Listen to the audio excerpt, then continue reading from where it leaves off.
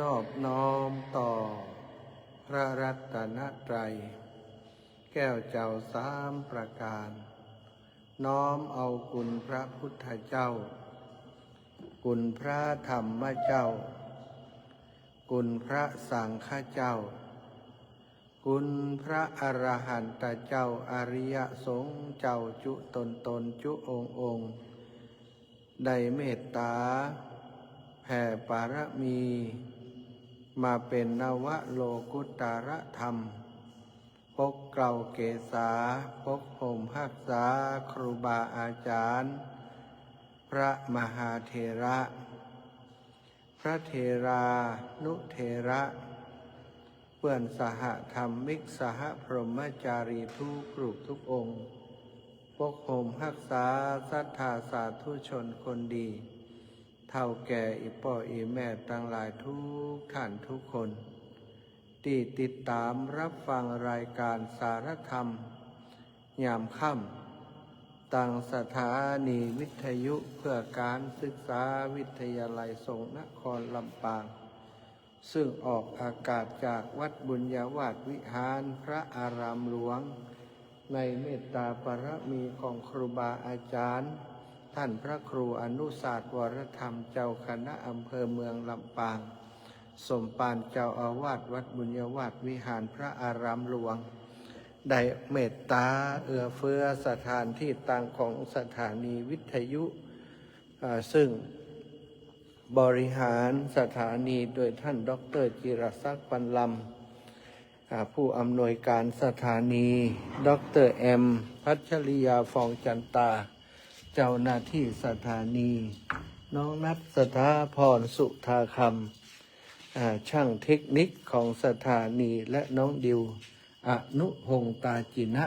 ก็ร่วมด้วยช่วยกันดูแลสถานีของเราให้เป็นสถานีธรรมะที่ออกอากาศนะในทุกวันศรัทธาญาติโยมได้จัดรายการวันนี้ก็ขอสุมาอภัยเนื่องจากว่าได้จัดรายการนอกสถานที่มีปัญหาเรื่องเสียงนะสถาน มีปัญหาเรื่องเสียงว่าเสียงที่อาตมาจัดรายการอยู่นี้นะมีปัญหาเรื่องมันกล้องก็เลยตะกี้ได้อยู่ตั้งในนะตั้งในของ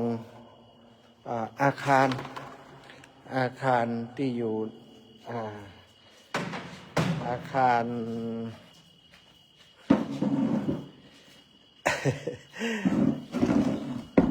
อาคารขอ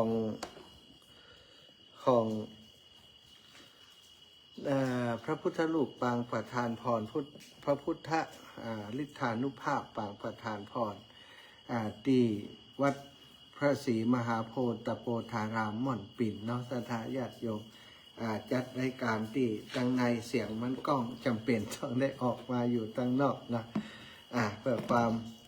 ถ้าจัดอยู่ตั้งในนี่เสียงมันกล้องแบบได้ยิน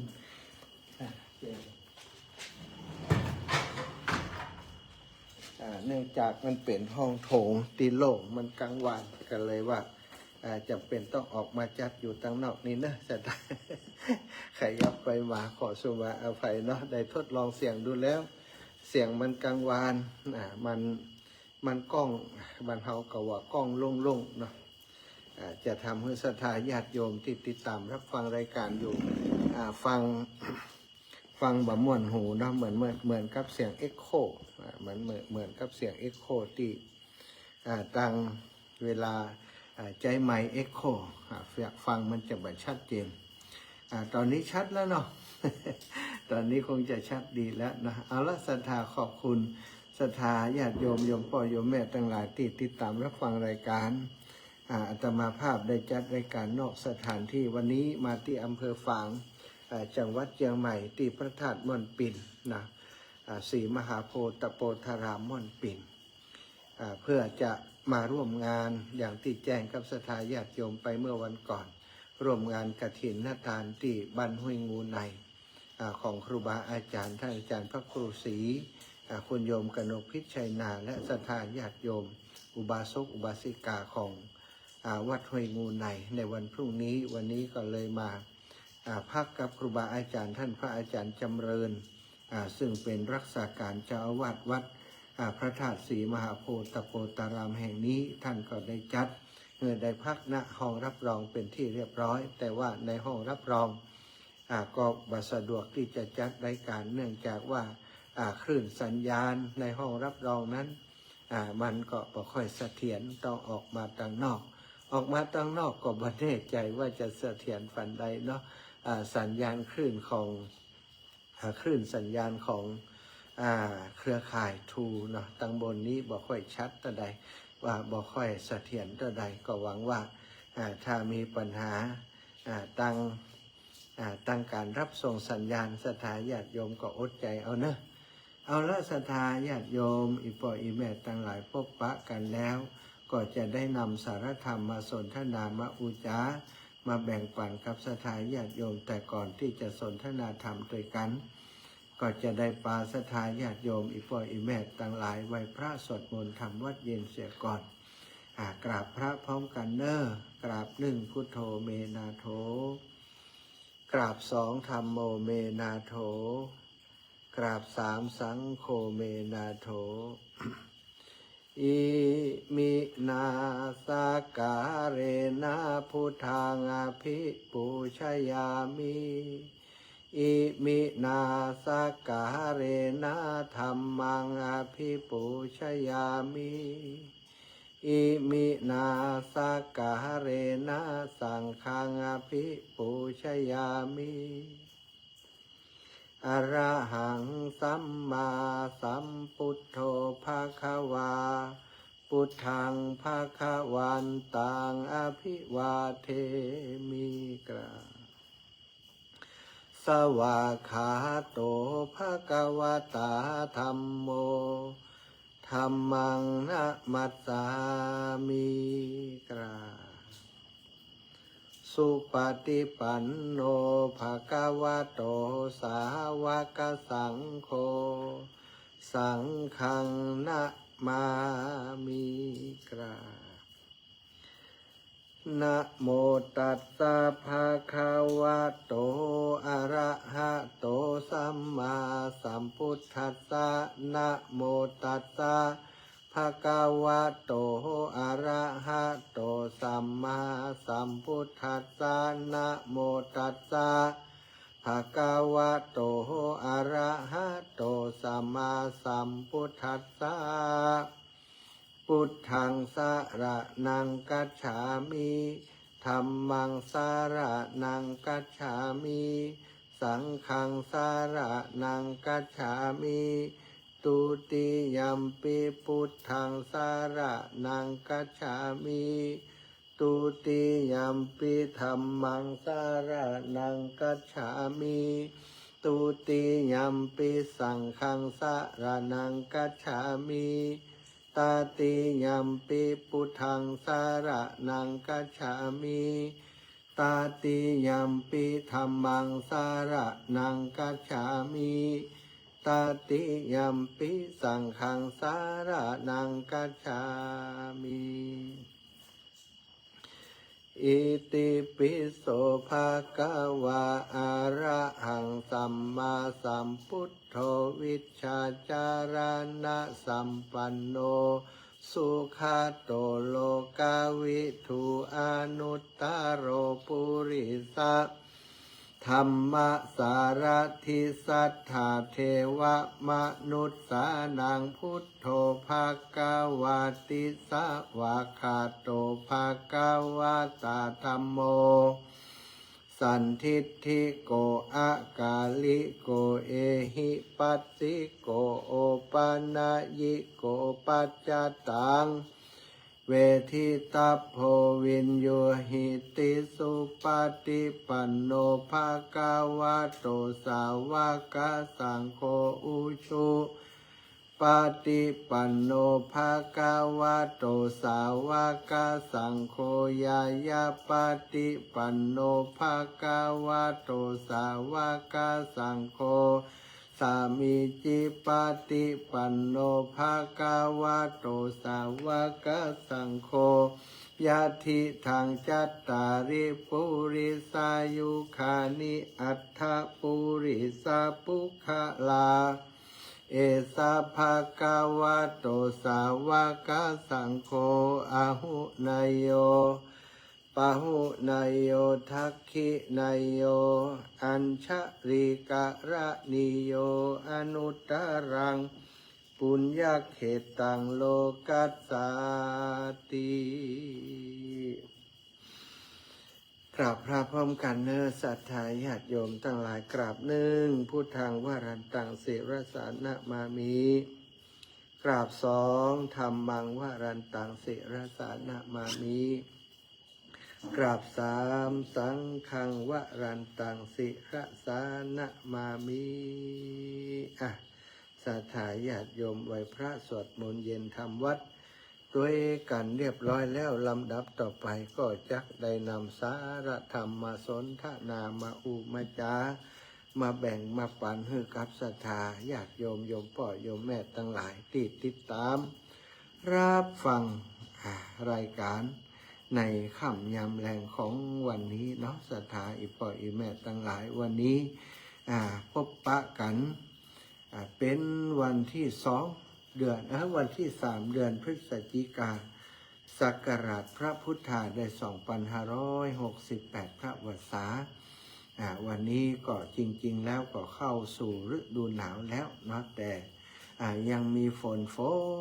ตกตลอดทั้งวัน ตั้งแต่ตอนค่ำยามคืนของคืนที่ผ่านมา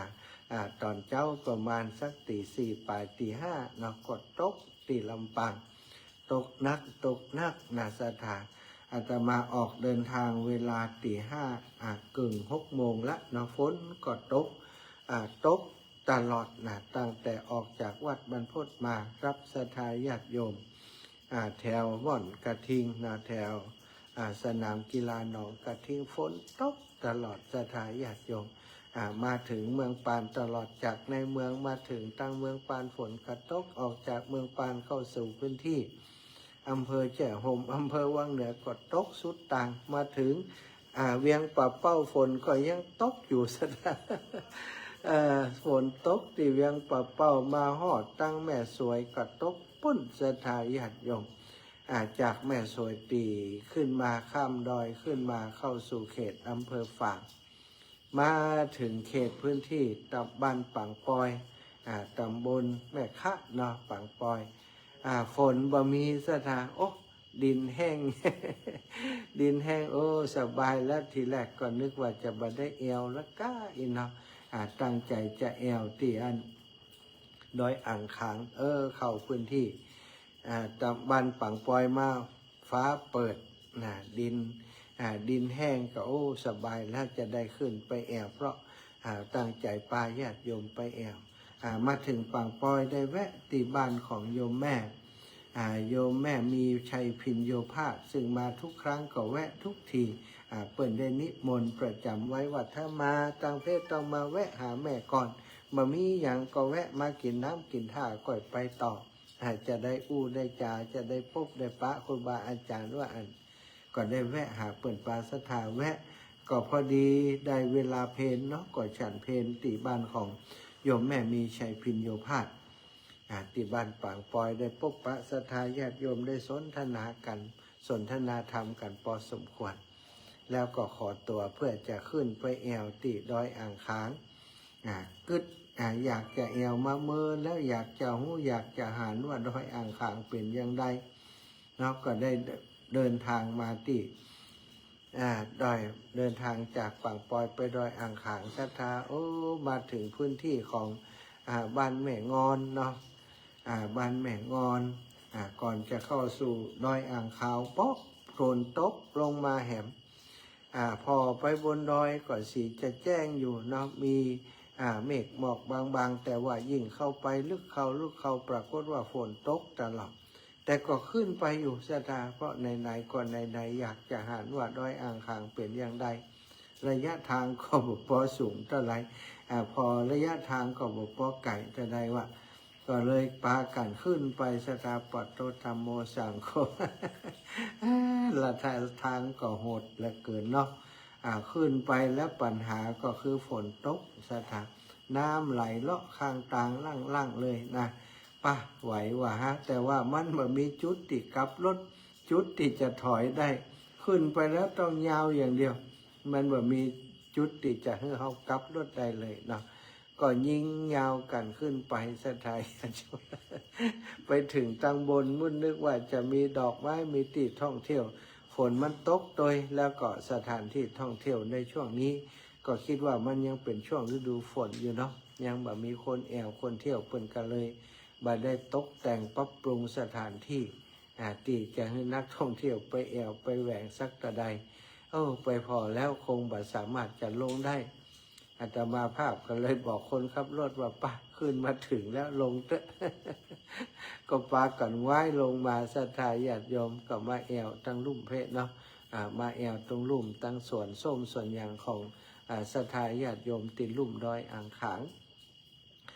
เสร็จเรียบร้อยแล้วก็จะได้มาเดินทางมาพบปะครูบาอาจารย์ที่วัดห้วยงูในจากห้วยงูในก็ไปวัดเฉลิมพระเกียรติปาศรัทธาไปกราบพระสารีริกธาตุที่วัดเฉลิมพระเกียรตินะเฉลิมพระเกียรติจากนั้นก็ได้เดินทางมาสู่ที่พักที่วัดศรีมหาโพธิโพธารามแห่งนี้วันนี้ก็อยู่ในช่วงเดินทางเนาะเดินทางนักวันนี้นะก็ขอบคุณศรัทธาที่อำนวยปรให้อาตมาเดินทางปลอดภัยก็ปลอดภัยตามที่ศรัทธาญาติโยมได้อวยพรเหมือนกันเนาะปลอดภัยถึงที่พักโดยสวัสดิภาพตอนนี้ศรัทธาญาติโยมก็เข้าที่พักกันแล้วอาตมาก็มาทำหน้าที่จัดรายการพบปะกับอีป่ออีแม่อยู่ในขณะนี้นะก็ธรรมะสวัสดีกับศรัทธาสาธุชนทุกคนทุกท่านนะวันนี้ได้พบปะกันแล้วเอาบุญทุกอย่างทุกประการที่อาตมาสั่งสมอบรมปั่มเปงมาฝากมาแบ่งมาปั่นกับศรัทธาญาติโยมอีป่ออีแม่ทั้งหลายเนอะอาตมาภาพได้บุญจากเหตุการณ์อะไรอย่างเนาะจากการให้ทานก็ดีจากการรักษาศีลก็ดีจากการที่ได้สนทนาธรรมต่างๆบุญกุศลทักมวลนั้นแบ่งปันให้ศรัทธาญาติโยมพ่อโยมแม่ได้เสมอเหมือนกันทุกท่านทุกคนนะพบปะกันแล้ววันนี้ก็จะได้นำสารธรรมมาสนทนามาอูจากับอีป่ออีแม่ทั้งหลายเนาะมนุษย์คนเฮาศรัทธาอีป่ออีแม่ทั้งหลายเฮาเกิดมาแล้วสิ่งที่ควบคุมหรือว่าทำให้มนุษย์เฮาทั้งหลายแตกต่างกันก็คือกรรมกรรมในพุทธศาสนาพระพุทธศาสนาถือว่าสัตว์ทั้งหลายจะดีหรือจะชั่วย่อมขึ้นสู่กับการกระทำของตัวเองบาดใจขึ้นอยู่กับโชคชะตากับวาสนากับผีสางนางไม้หรือว่าผู้อื่นผู้ใดมากระทำให้เฮาทั้งสิ้นความดีความชั่วต่างๆเกิดจากขึ้นจากการกระทำของตัวเฮาเองทั้งนั้นศรัทธาญาติโยมบ่มีไผที่จะมาทำให้ไผดีบ่มีไผมาทำให้ไผชั่วคนจะดีจะชั่วอยู่ที่ตัวทำทั้งนั้นเนาะถ้าตัวบ่ทำความชั่วนะถ้าตัวบ่ทำความชั่วผลกรรมที่ชั่วก็บ่มาแปดมาเปื้อนเฮาแต่ว่าถ้าเฮาทำความชั่วความชั่วหรือว่าผลกรรมต่างๆที่เป็นสิ่งบดีที่เป็นความทุกข์อกทุกข์ใจก็จะมาแปดเปื้อนกับตัวเฮาทำให้เฮาได้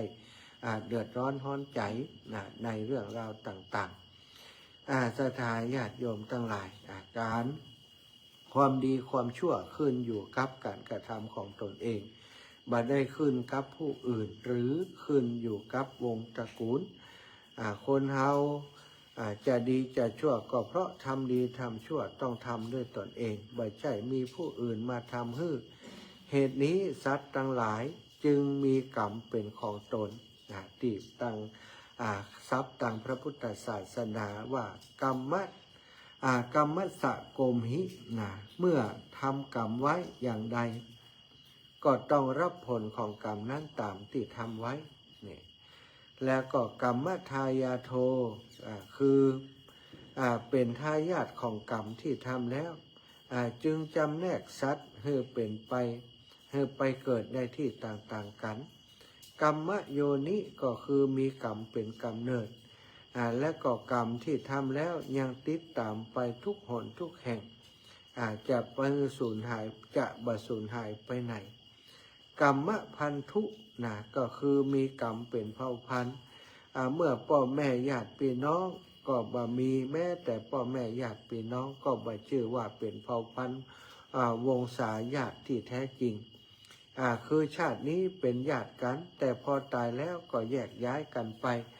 แต่ส่วนกรรมที่ทำแล้วย่อมจะติดตามตนไปทุกภพทุกชาติจนกว่าจะเข้าสู่พระนิพพานในที่สุดศรัทธาญาติโยม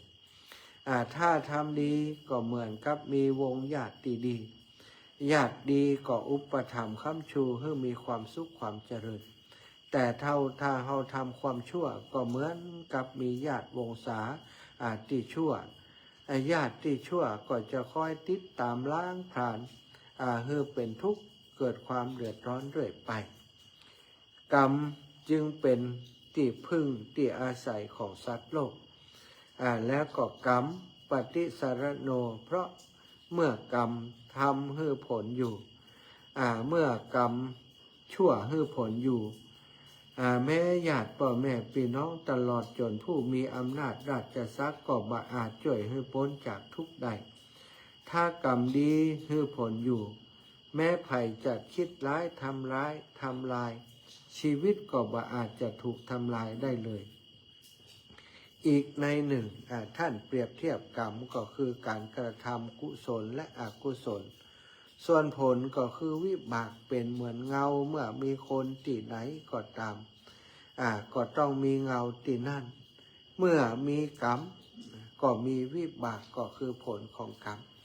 ติดตามเราไปเช่นนั้นเหมือนกันในบาลีที่พระพุทธองค์ทรงตรัสสัตว์โลกย่อมเป็นไปตามกรรมอันนั้นศรัทธาญาติโยมบ่มีไผปฏิเสธได้เมื่อว่าเขาจะเป็นศาสนิกของศาสนาอันใดก็ตามเขาก็ย่อมมีกรรมเป็นของตัวเองจะเชื่อพุทธศาสนาจะเชื่อคำสอนพระพุทธเจ้าหรือไม่ก็แล้วแต่สิ่งที่ใครก็ตามทำลงไปจะดีจะชั่วเขาคือผู้กระทำกรรมต่างๆนั้นเขามีกรรมเป็นกำเนิดมีกรรมเป็นเผ่าพันธุ์กรรมสโกมหิมีกรรมเป็นที่ให้ผลมีกรรมเป็นสิ่งติดตามมีกรรมเป็นเผ่าพันธุ์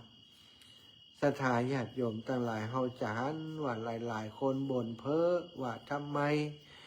เฮาต้องถูกกระทำแบบนี้ทำไมเฮาต้องเป็นแบบนี้ทำไมเขาจะต้องมาเสียอกเสียใจเพราะเรื่องนี้ทั้งที่เขาก็ทำดีที่สุดแล้วศรัทธาญาติโยมลองนึกลองคิดลองตรองดูบางกรรมบางอย่างนี้ที่ให้ผลกับเขาในขณะนี้อาจว่าใช่กรรมที่เขาทำในขณะนี้แต่อาจจะเป็นหรือว่ามันต้องเป็นกรรมที่เขาได้ทำไว้ในปางก่อนบ่มีหยังที่เกิดขึ้นโดยบังเอิญในโลกมนุษย์นี้ทุกสิ่งทุกอย่างที่เกิดขึ้นกับเฮาตั้งเจ้าตั้งหลายเกิดย้อนการกระทำของเฮาทั้งสิ้นเฮาจะปฏิเสธว่าเฮาบ่ได้ทำอย่างโน้นอย่างนี้ศรัทธาอีป่ออีแม่ตั้งหลายก็อาจจะปฏิเสธได้แต่กรรมหรือว่าวิบากที่มันมาสนองตอบเฮาทำให้เฮามีความสุขผ่องมีความทุกข์ผ่องมีความสบายอกสบายใจกับเรื่องโน้นเรื่องนั้นเรื่องนี้สอบทานไปดีๆจะเกิดขึ้นจากผลของกรรมของเฮาทั้งสิ้นเปิ้นบอกว่าถ้าเฮาบ่ต้องการความทุกข์เฮาก็ต้องเว้นห่างจากกรรมชั่วอันนี้มันเป็นสิ่งที่ถ้าทำความชั่วความทุกข์ก็จะต้องติดตามเฮาถ้าเฮารังเกียจความชั่วเฮาก็ต้องเว้นความชั่วคือไกลเฮารังเกียจความทุกข์เฮาต้องเว้นความชั่วคือไกลความทุกข์เกิดจากการกระทำความชั่วกระทำสิ่งที่บดีต่างๆทั้งหลายกรรมบดีทั้งหลายผลของมันก็คือความทุกข์อกทุกข์ใจความบ่สบายอกบ่สบายใจต่างๆศรัทธาญาติโยมถ้าเฮาบ่ปรารถนาความทุกข์เฮารังเกียจความทุกข์เฮาก็บ่ต้องทำกรรมชั่ว เพราะกรรมชั่วการกระทำที่ชั่วทางกายทางวาจาทางใจต่างๆมันจะมีผลทำให้เฮาประสบกับสิ่งที่บัดน่าพึงพอใจคนทำความชั่วก็จะต้องถูกเอาคืนด่าคนอื่นก็ต้องถูกคนอื่นด่าตอบรังแกคนอื่นสักวันก็ต้องถูกคนอื่นรังแกตอบฉ้อโกงคนอื่นวันหนึ่งก็จะต้องถูกฉ้อโกงตอบสถานเป็นผลเตี่ยจากการกระทำของเฮาทั้งสิ้นจะไปโทษเทวดาฟ้าดินว่าทำให้เฮาเป็นอย่างนี้บัดได้บางคนบอกว่าโอ้ทำไมเฮาทำงานนักหนาทำไมยังทุกข์ยังจนอยู่ทำไมคนนั้นบ่หันทำงานนักอย่างเฮาแต่ทำไมรวยเอาสถานความรวยความจนบัดได้เป็นหมอกหรือว่าเป็นมาตรฐานเป็นเกณฑ์วัดเรื่องของความดีความชั่วต่างๆความร่ำรวยอาจจะร่ำรวยจากการกระทำที่ทุจริตเฮายากจนแต่ว่าเฮามีความสุขเพราะว่าอาชีพที่เฮาประกอบเป็นอาชีพที่สุจริตบัดได้เบียดเบียนไผบัดได้รังแกไผบัดทำให้ไผลำบากศรัทธาญาติโยมถ้าเฮาเอาความยากจนมาเป็นความทุกข์แล้วก็มาโทษเรื่องโชคชะตาอย่างนี้เป็นสิ่งที่บ่ถูกต้องการจะรวยจะจนก็เกิดจากผลของกรรมเช่นเดียวกันกรรมคือการกระทำคนรวยทำไมถึงรวยเฮาจะหันว่าคนรวยนี่มาจากจีนแผ่นดินใหญ่ในสมัยก่อนเพื่อเสื้อพื้นหมอนใบมาถึงเมืองไทยขยันขันแข็งเก็บหอมรอมริบสร้างเนื้อสร้างตัวอ่อนน้อมถ่อมตัวประกอบอาชีพมีความสุจริตมีความซื่อสัตย์และต่อมาก็เจริญรุ่งเรืองนั่นก็เพราะกรรมคือการกระทำของเปิ้นที่กระทำสร้างฐานะรักฐานโดยตัวเองไว้สถาเขาจะปฏิเสธว่าเปิ้นบ่ได้ทำอย่างนั้นเปิ้นถึงรวยไปสอบถามได้เลยเศรษฐีในเมืองไทยทุกคนเจ้าสัวทั้งหลายบอกว่าจะรุ่น1รุ่น2ก็แล้วแต่รุ่น1นี้อาจจะเดินทางมาจากจีนแผ่นดินใหญ่มาสร้างเนื้อสร้างตัวตั้งแต่เป็นจักกังหาเปล่แผงร้อยต่างๆรับจ้างคนพ่อเลี้ยงเอียงคำต่างๆต่อมาก็ได้กลายเป็นพ่อเลี้ยงเสียเองอย่างนี้เป็นต้นจากไอ้อย่างสถานจากการที่เปิ้นอุตสาห์เก็บหอมรอมริบขยันมันเพียรมีความซื่อสัตย์สุจริตกรรมดีที่เปิ้นทำนั้นส่งผลทำให้เปิ้นต่อมาก็ได้เป็นคนร่ำคนรวยเขาจะบอกว่าเกิดขึ้นโดยความบังเอิญเกิดขึ้นโดยการที่เขาโชคดีอย่างนี้นี่บ่ถูกต้องหลายคนคิดว่าเขาโชคดีศรัทธาลองไปฟังพอลองไปอ่านประวัติผู้ที่ประสบความสำเร็จพอร้องไห้น้อยใจอย่างใดก็ตามบ่ท้อถอยต่อสู้นะศรัทธาขยันมันเพียรเก็บหอมรอมริบนะต่อมาเมื่อเก็บหอมรอมริบก็มีทรัพย์สินเพิ่มขึ้นเมื่อมีโอกาสก็ลงทุนในธุรกิจอย่างต่างๆสุดท้ายก็ได้ประสบความสำเร็จบ่ใช่ง่ายเลยบางคนเนี่ยศรัทธาญาติโยมเป็นจับกังลำบากแต่ว่าทนอดออมเก็บงำทรัพย์สินที่ได้สุดท้ายก็ได้มาเป็นเศรษฐีนี่แล้วก็หลายๆท่านหลายๆคนอาจจะบ่ร่ำรวยถึงกับเป็นเศรษฐีซะทันแต่ว่าเพิ่นก็มีชีวิตความเป็นอยู่ที่มีความสุขเพราะการงานที่ทำนั้นเป็นการงานที่บริสุทธิ์สุจริตซึ่งก็ตรงกันข้ามกับคนที่อยากรวยแต่บ่ทำอะไรอย่างขี้ค้านหาทางจะฉ้อโกงคนอื่นแต่สุดท้ายก็รวยบ่ได้เพราะอะไรอย่างซะทันเหตุปัจจัยของคนที่จะรวยหนึ่งต้องขยันประหยัดซื่อสัตย์อดทนแต่ตัวเองบ่มีความขยันบ่มีความซื่อสัตย์บ่มีความประหยัดบ่มีความอดทนก็ไปสู่ความร่ำรวยบ่ได้พอไปสู่ความร่ำรวยบ่ได้ก็โทษโชคชะตาโทษฟ้าดินโทษสิ่งนั้นสิ่งนี้นะบ่ช่วยตัวเองความจริงนั้นบ่มีไผช่วยเฮาได้หรอกนะ วันนี้ได้อูกับศรัทธาญาติโยมคนหนึ่งนะก็บอกเปิ้นว่าจริงๆแล้วในชีวิตของคนเฮาสัจธรรมมันเป็นเรื่องที่อยู่ในตัวเฮานี่แหละนะศรัทธาความดีความชั่วอยู่ในตัวเฮานี่ทำดีความดีมันก็ปรากฏขึ้นในจิตในใจเริ่มตั้งแต่คิดดีก็ปรากฏขึ้นในใจเฮาในห่วงคำหนึ่งในมันสมองของเฮาในอ่องอของเฮาเนี่ยที่มันปรากฏขึ้นเมื่อคิดดีการกระทำดีเมื่อเกิดขึ้นเฮาก็ย่อมสัมผัสได้ถึงกรรมดีที่เฮากระท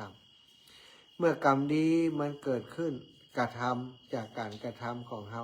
ผลของการทำดีนั้นอย่างเช่นเฮาไปช่วยเหลือคนอื่นให้ตกทุกข์ได้ยากได้รับความสุขสำราญได้ความสุขสบายช่วยคนที่เปิ่นหิวอดอยากให้ได้มีอาหารอิ่มนำสำราญสามารถกินอิ่มในมื้อนั้นๆเมื่อเฮาให้เปิ่นก็มีความสุขได้อิ่มได้อิ่มกายแต่เฮาคนให้ได้หันเปิ่นอิ่มโอ้ก็อิ่มใจนี่สถานตรงกันข้ามถ้าเฮาไปแย่งชิงคนเปิ่นบ่มีจะกินอยู่แล้วไปโคดโกงไปแย่งชิง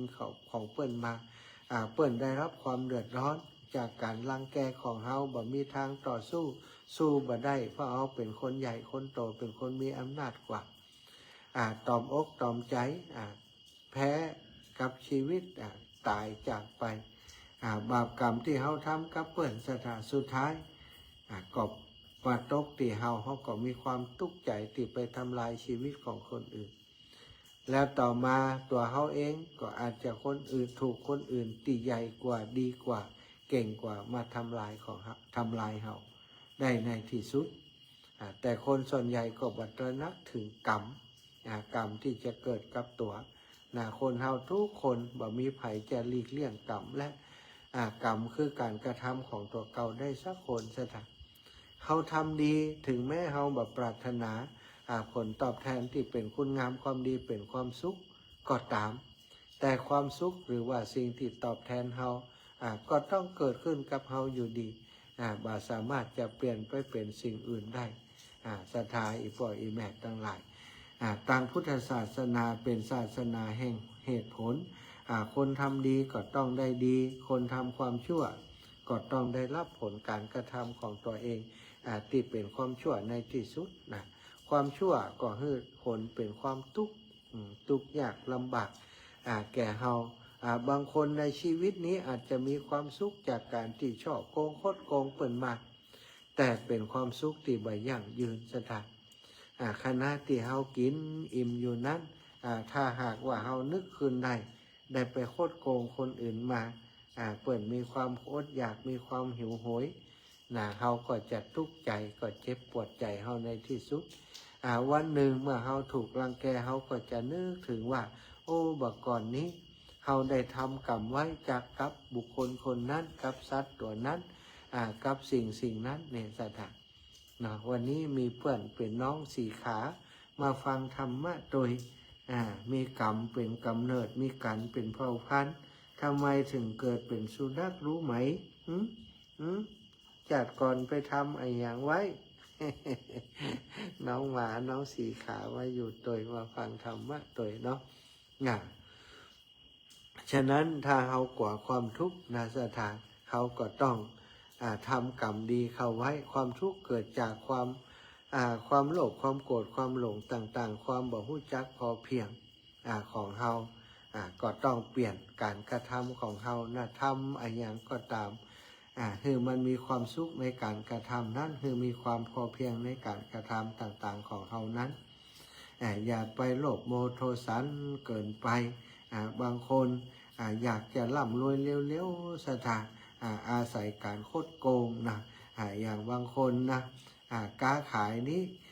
แอบซ่อนแอบยังเอาน้ำหนักใส่เพิ่มเข้าไป เปิ่นจับได้ก็โอ้สุดท้ายก็มีไผมาซื้อมาขายตัว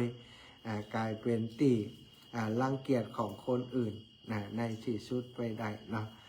ฉะนั้นอีปอยอีแม่ทั้งหลายที่ฟังรายการวันนี้ก็เอาเรื่องของกรรมมาฝากพุทธศาสนาเป็นศาสนาของวิทยาศาสตร์เชื่อเรื่องกรรมและผลเชื่อเรื่องกรรมคือการกระทำและผลของกรรม ศรัทธาว่ามีความยุติธรรมที่สุดนะบ่ต้องให้ไผมาตัดสินชีวิตเฮาหรอกเอาตัวเฮาเองนี่แหละเป็นคนตัดสินศรัทธาเฮาทำดีความดีย่อมเกิดขึ้นกับเฮาเฮาก็ย่อมได้ความดีเป็นผลตอบแทนถ้าเฮาได้ทำความชั่วบอกว่าเปิ่นจะฮู้ใครจะฮู้หรือบ่ฮู้ก็แล้วแต่ผลของความชั่วที่เฮากระทำนั้นก็จะต้องมาแปดเปื้อนมาให้ผลครับตัวเฮาในที่สุดเนาะเฮาจะได้ยินเรื่องราวต่างๆทางพระพุทธศาสนาเฮาจะมีตัวอย่างหลายประการที่คนเปิ่นทำดีและได้รับผลของการทำดีนั้นนะแม้ในชีวิตปัจจุบันเฮาก็หันหลายๆคนที่เปิ่นทำความคุณงามความดีแล้วก็ผลแห่งความดีที่เปิ่นกระทำนี้ก็มาตอบสายเปิ่นในที่สุดตรงกันข้ามเนาะคนที่ทำความชั่วต่างๆเขาก็คงจะได้หันกันมากนักในสังคมนี้ที่สุดท้ายผลชั่วมาตอบแทนเขาติดคุกติดตารางได้รับความทุกข์ความลำบากในภพนี้ในชาตินี้เนาะบางคนมีบ้านเรือนมีรถอย่างที่หรูหรา แต่สุดท้ายดาศรัทธาญาติโยมก็ต้องจมอยู่กับปัญหาต่างๆที่ตัวเองทำนะได้รับผลของการกระทำนั่นเองนะคนติดคุกติดตารางบ่มีซากคนหรอกศรัทธาญาติโยมที่บ่ได้ทำกรรมชั่วเนาะต้องกรรมชั่วต่างๆที่ตัวเองทำนั้น เป็นคนไอ้ยัง ไอ้สีขาวก่อนปล่อยอย่าง พ่อจัดรายการอยู่ครับ หนูจะไปไหนไปเลยพ่อจัดรายการอยู่น้องมะหมาเนี่ยรู้จักกันเหรออันนี้กรรมอะไรเนี่ยจัดรายการอยู่น้องหมามาดึงผ้าว่าพอแล้วพอ จะเอาไปไหนมาพูดนี่จะเอาพ่อไปไหนนี่อยู่ดีๆก่อนนั่งลงนั่งฟังดีๆเดี๋ยวจบรายการพ่อก็ไปเดี๋ยวจบรายการแล้วพ่อก็ไปหนูนั่งดีๆหนูนั่งดีๆสิเอาแล้วยุ่งแล้วนี่ก่อนพ่อจัดรายการกันศรัทธาญาติโยมเอาละเนาะตอนนี้นะเวลา 19 นาฬิกาไปก่อนผมไปเถอะ19 นาฬิกา 42 นาทีศรัทธาญาติโยมอยู่ต่างบ้านต่างจองจะโทรมาหามามาจากันเนาะก็โทรมาได้เลยนะ0808844173พ่อจัดรายการอยู่ดีๆนั่งลงอยู่ดีๆพ่อจัดรายการอยู่นั่งลงศรัทธาอีพ่ออีแม่ตั้งหลายเนาะจัดรายการอยู่น้องหมาก็มากวนจะหลักไปไหนมั่วกับผ้าจักแข่งจักขาจะเอาไปไหนก็มั่วเขาก็ก่อนที่ศรัทธาจะโทรมาเนาะวันพรุ่งนี้เอาบุญที่จะไปร่วมบุญกับวัดห้วยงูในเปิ้นจะมีการตามกฐินทอดกฐินพรุ่งนี้จะไปช่วยงานครูบาอาจารย์จะเอาต้นปัจจัยต้นสตังค์ไปร่วมกับเปิ้นไปทอดกฐินที่วัดห้วยงูในเอาบุญมาฝากศรัทธาญาติโยมเนอะแล้วก็วันที่5เนาะศรัทธาฝากบุญสำหรับพี่น้องทางลำปางของเฮาก็มีอีกหลายวัดที่เปิ้นจะตานกฐินในวันที่5รู้สึกว่าจะมีวัดวันที่4พรุ่งนี้เนาะวันที่4พรุ่งนี้ที่บ้านนาจลาวัดนาจลาแม่โยมแม่วินนาจลาโยมแม่พัดชัยเมืองชื่อนะบ้านนาจลาเปิ้นตานกฐินพรุ่งนี้นะเจริญพรแม่สมบูรณ์ได้ยินเสียงแจ่มปีหรอกเป็นวัดไปดูไปปุ่นแหมหมออยู่ตีเพ่แม่ตีอันเมืองฝางเว้นเด้อเดี๋ยวอย่าขออนุโมทนาสาธุด้วยเนาะเจ้าได้เจ้าชัดเจนดีหรอกชัดเจนดีเนาะสาธุเนอะเจ้าชัดเจนดีสาธุค่ะแล้วก็วันที่5เนาะศรัทธาบ้านฟ่อนนะเปิ้นก็จะท ทอดกฐินสามัคคีเพื่อจะนำปัจจัยไปบูรณะปฏิสังขรณ์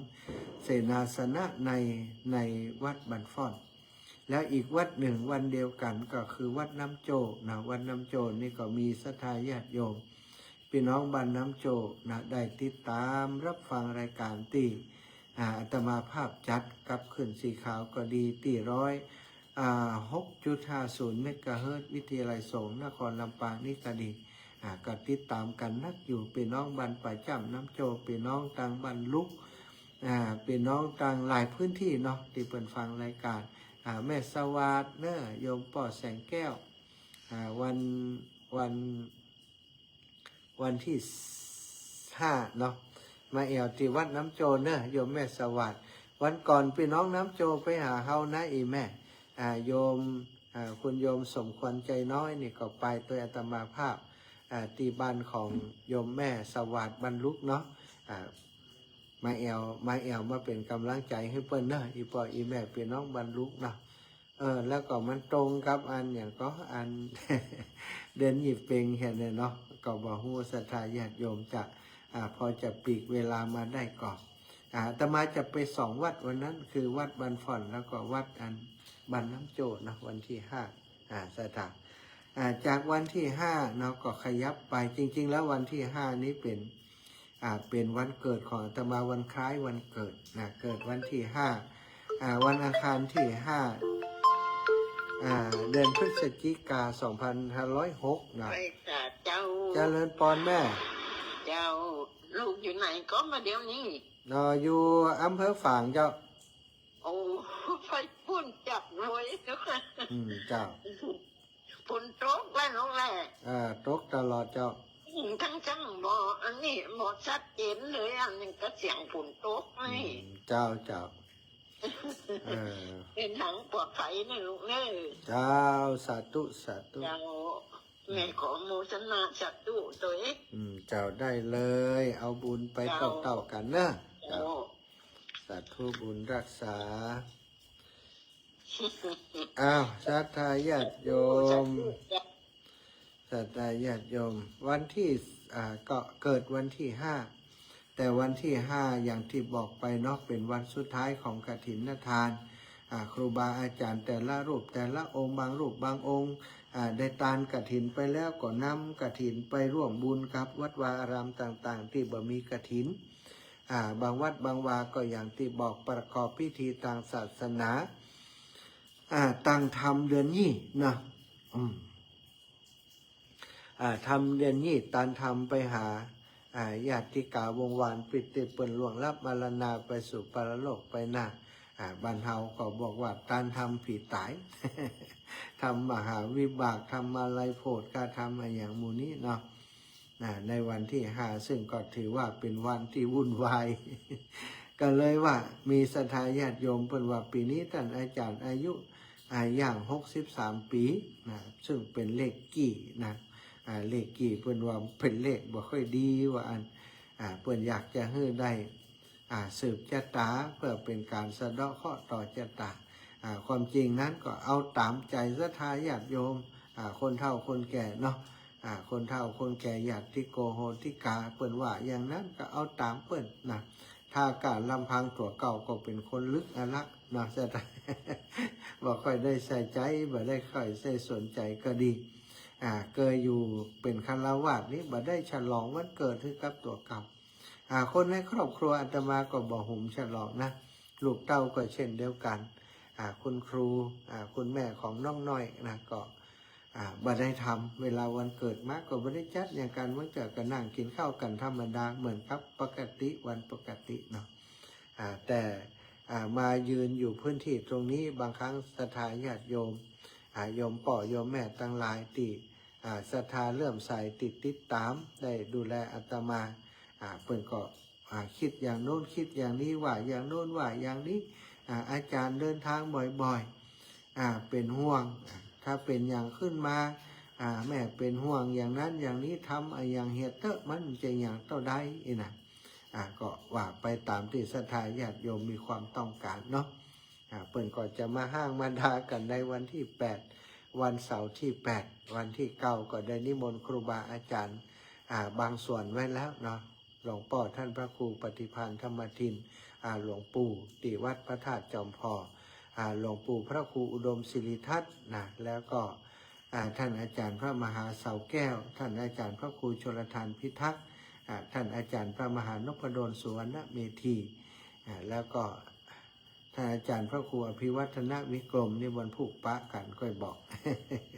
แอบกระซิบกันเอานอกนั้นก็คงจะเป็นครูบาอาจารย์ที่เป็น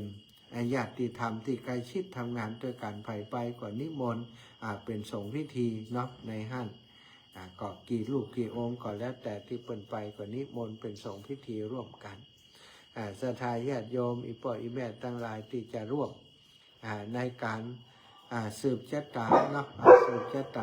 ด้วยกันก็เรียนเชิญเจริญพรเนาะไปสืบชะตารวมกันที่วัดบรรพตสถิตได้ติกุฏิสิริธรรมวิพัฒน์อนุสรณ์เป็นธรรมภาพจำพรรษาอยู่จะจัดแบบง่ายๆจัดแบบครอบครัวบริจัดอย่างใหญ่โตนะเพราะอาตมาบาใจพระสงฆ์ที่มีปรมีธรรมอย่างนักหนาเนาะศรัทธาเป็นพระสงฆ์ตัวน้อยๆที่ทำงานสนองงานครูบาอาจารย์บาได้เป็นพระสงฆ์ที่มีทรัพย์สินเงินทองอย่างครูบาอาจารย์ที่เปิ้นมีปรมีเนาะปรมีธรรมเปิ้นเยอะๆหนักไปที่ได้ศรัทธาก็อุปถัมภ์ค้ำชูนะเขาก็อยู่อาตมาก็อยู่เท่าที่ตัวเองจะพออยู่ได้นะอยู่ได้ถึงวันนี้ก็มีศรัทธาญาติโยมที่เปิ่นฟังรายการต่างๆเดินทางไปที่ไหนที่เปิ่นเข้าใจโอ้ถวายการน้ำมันรถให้อาจารย์เนอะฝากให้ฝากหอมตามอัธยาศัยนะก็อาศัยส่วนนั้นมาทำบุญเนาะทำบุญเหมือนกับว่ามาต่อบุญให้กับศรัทธาญาติโยมอันนี้ก็เป็นสิ่งที่ปฏิบัติหน้าที่กระทำอยู่ทุกๆวันศรัทธาญาติโยมพี่น้องทางเชียงใหม่วันนี้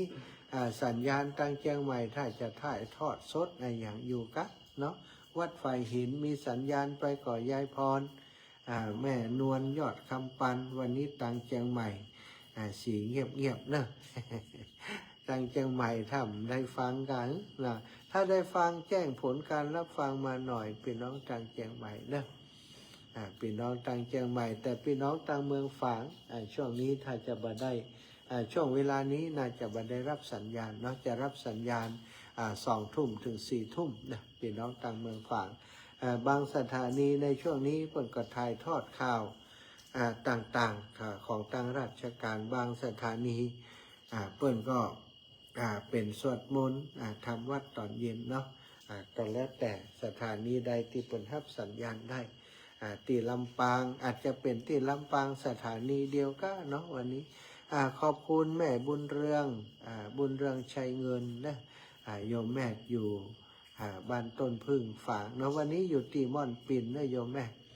วันพุธเรียนเชิญเจริญพรโยมแม่ไปแอวห้วยงูในด้วยกัน ศรัทธาญาติโยมพี่น้องบ้านต้นพึ่งโยมแม่ก็เป็นโยมที่สนใจฟังธรรมะทุกวันเนาะอดีตแม่หลวงกำนันนะมีสามีเป็นอดีตพ่อกำนันตำบลม่อนปิ่นโยมแม่ก็ฟังทุกวันโยมแม่ทิพกาฟังโยมคุณครูชนัดกมลแต้มคมติดตามรับฟังอยู่หลายท่านเนี่ยติดตามทาง Facebook ไลฟ์นะขอบคุณติดตามรับฟังกันทุกวันบุญธรรมปิมลือนะบุญธรรมปิมลือนี้อยู่ทางใดสัตว์ทุเจ้านะเพ็ญศรีปทุมธาโอ้บัดได้ไปแอววัดอันวัดเหล่ามนทาทิพย์เมินและกุดเตอหาพี่น้องหมู่เฮาเนอเหล่ามนทาทิพย์นภัสวรรณวังมณีโอ้วันนี้ไปแอวตังใดมาแอวเมืองฝางพ่องเด้อน้องสมจิตอินทรวิจิตนะแม่บัวบานเพชรแสนสุดนะก็ติดตามรับฟังอยู่ลำจวนอินทรกำแหงอินแสงเนาะติดตามรับฟังอยู่แม่เพนแม่จันเป้งนะติดตามรับฟังอยู่สาธุอนุโมทามินะคุณวิมาลาโยมลาวิมาลาเนาะวันม่อนหินแก้วติดตามรับฟังอยู่ คุณสุพินวิริยานะสาธุสาธุอนุโมทามินะฟังอยู่แม่บัวครีทะโปแม่พิษสมัยสีเทพทำลงนะก็ติดตามรับฟังอยู่ขออนุโมทนาขอบคุณกับศรัทธาญาติโยมทุกคนทุกท่านที่ติดตามรับฟังอยู่นะเจริญปอนโยมแม่สรุปแล้วเป็นยังไง สรุปแล้วจะไปวันที่8เลยดีกะดีละดีละวันที่8อีน้องเพิ่นจะไปดาขันศีลไปแปลงชะดากันนะเนาะไปแปลงไอ้หยังก็ใบายสีล่ะอีน้องเก่งบัดเดียวฝีมือดีเนอะงามเนอะงามเป้เก่งพัฒนาฝีมือเร็วขนาดเปิ่นมันเนาะเปิ่นฝึกติ๊กๆเนาะเปิ่นเนี่ยติ๊กๆเนาะเนี่ยติ๊กๆมันอะไรขาดนั่งอยู่ร้านมันก็เอาไปต่อไปเนี่ยเป็นคนที่มีความตั้งใจจะอย่างครับได้ครับดีน่ะฮะนิสัยไผนี่ฮะนิสัยไผนี่ฮะหูนี่นิสัยไผหูนี่ไปดูนิสัยไผบ่ฮู้เนาะนั่นน่ะเอาจนได้เอาถึงว่าเอาจนได้แม่จะมาได้เนี่ยแล้วได้เนี่ยดีเนี่ยงามเนี่ยเร็วเร็วขึ้นกับสีมือมันก็เร็วละนะใจเป็นเอาใจใส่เนาะเป็นสนใจเนาะไม่แน่จะมาตู้ลุยมาวันผูกตานกฐินแล้วฉันเพลแล้วก็กลับแล้วก็แม่กลับออกไปแล้วปล่อยน้อยไหนแม่ไปไหนวันที่8เจ้าแม่เดินทางปลอดภัยเด้อสาธุเจ้าแม่บุญรักษาแม่นะสาธุสายสุดท้ายพอดีโยมแม่แก้วนะโยมแม่แก้วคนบ้านเฮาที่อยู่ภูเก็ตมีก่อเจ้าคนบ้านเฮาอยู่ภูเก็ตนี่ไผนึกมาออกแต่เนอะมีกะน้องไอ้ก็เปื่อนน้องต้อยน่ะเนาะอยู่ภูเก็ตเนาะคุณโยมชนะกันหมดเดี๋ยวจะถามเพื่อนนะศรัทธาญาติโยมเวลาหมดเวลาแล้วนะก็จะได้นำรายการจากลาศรัทธาไปด้วยเวลาเพียงเท่านี้ก็ขออำนวยอวยพรศรัทธาญาติโยม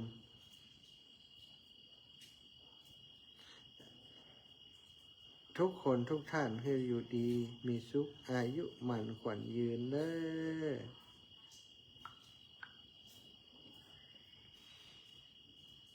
อจัตตารโอธรรมาวัฏันติอายุวันโนสุขังภะลัง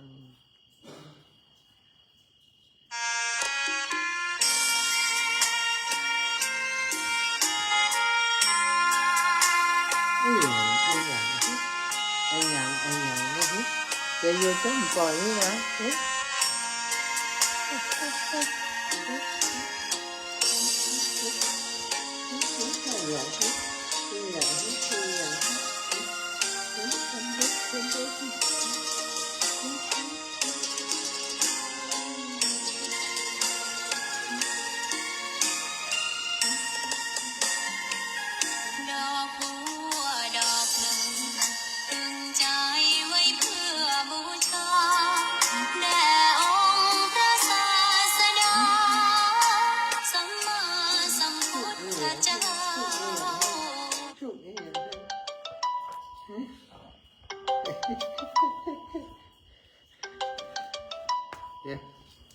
โท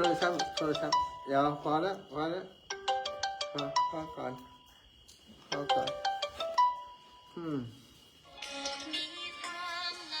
โอ้ย